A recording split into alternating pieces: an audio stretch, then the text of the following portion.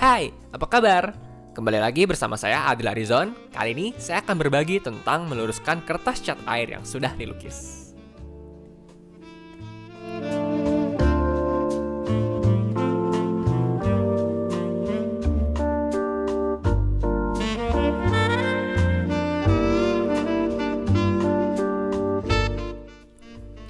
Kertas yang mengkerut akibat air adalah fenomena yang wajar dalam melukis dengan menggunakan media cat air tentunya.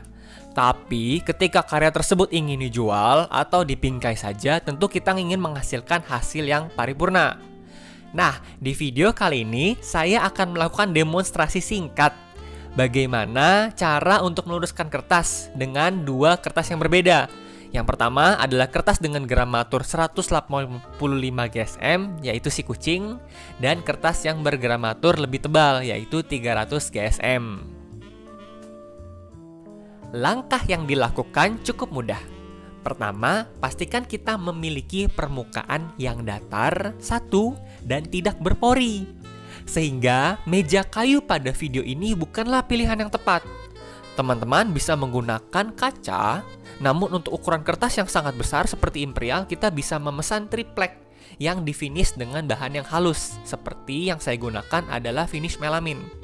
Kalau teman-teman ingin cari di mana, nanti linknya akan saya sediakan ya di description.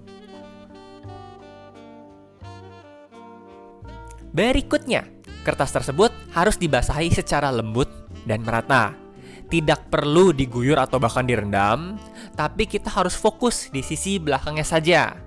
Nah, ini teman-teman harus hati-hati apabila lukisan teman-teman telah dibubuhkan atau ditorehkan tinta yang tidak anti air. Meskipun kita hanya membasahi bagian belakang, tapi ini dapat berdampak dan merembes juga ke bagian depan. Jadi, kalau teman-teman sudah menggunakan tinta yang tidak anti air, sebaiknya teknik ini ya too bad tidak kita lakukan.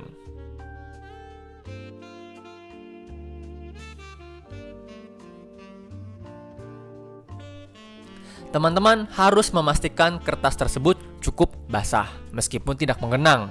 Sehingga ketika kita angkat kertas tersebut, dia tidak lagi bersifat seperti kertas yang kaku, melainkan lebih seperti selembar handuk. Dia gemulai dan juga lentur. Setelah itu, kertas dibalik dan ditempelkan pada bidang yang datar tadi.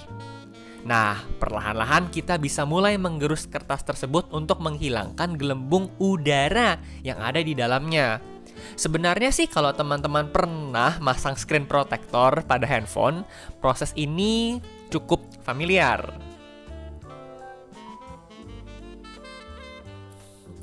Nah, perlahan kita bisa mulai menggerus kertas tersebut untuk menghilangkan gelembung udara di dalamnya.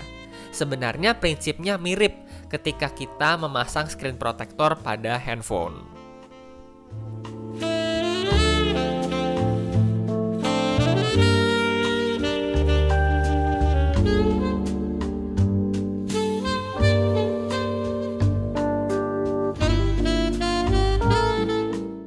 Kemudian kita segel keempat sisinya dengan menggunakan selotip kertas atau masking tape.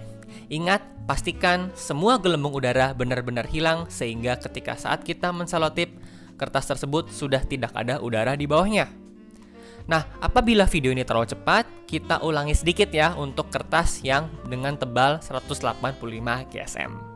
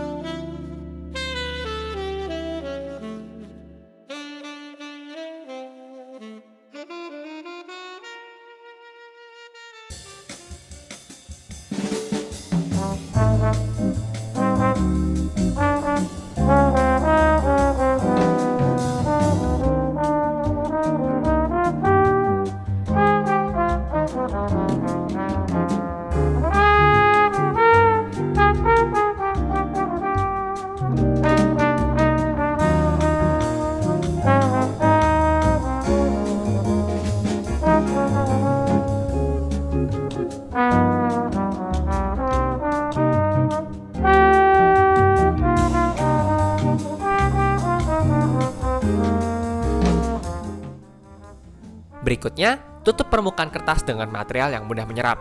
Bisa tisu, paper towel, atau juga kertas HVS dengan gramatur yang tipis.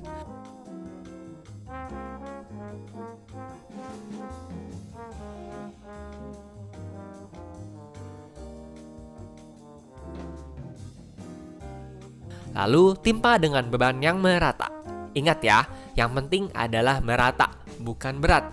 Sehingga tumpukan buku sebenarnya juga sudah sangat cukup. Nah, sesekali kita dianjurkan untuk mengecek permukaan kertas secara berkala. Apakah muncul gelombang udara di dalam?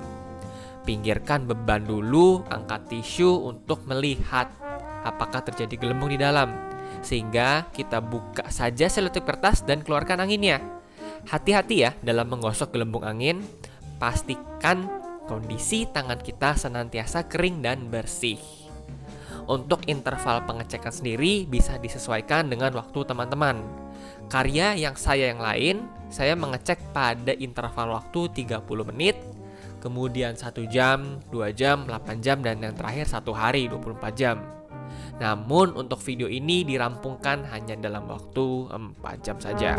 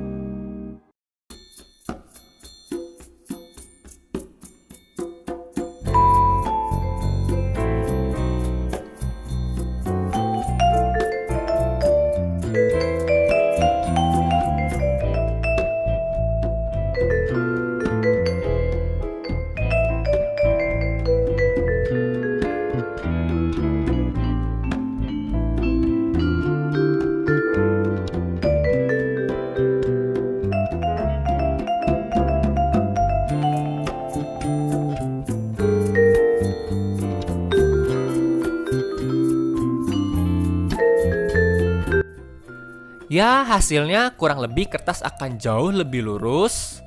Untuk kasus ini kita masih lihat beberapa lengkung yang terjadi bagian sisi. Salah satunya karena waktu yang kita gunakan itu terlalu singkat. Tapi pada kedua kertas tersebut bagian tengahnya sudah hampir lurus sempurna. Dari kedua gramatur, bisa kita simpulkan bahwa kertas cat air dengan ketebalan 300 GSM memiliki hasil yang jauh lebih lurus dari yang 185 GSM. Sehingga hal ini mungkin kedepannya bisa menjadi salah satu pertimbangan teman-teman dalam berkarya. Sekian saja tips dari saya. Jika dirasa video ini bermanfaat, mohon bantuannya ya dengan menekan tombol like dan komen. Dan juga share kepada teman-teman yang mungkin memerlukan. Akhir kata, terima kasih. Sampai jumpa. Keep productive and stay creative.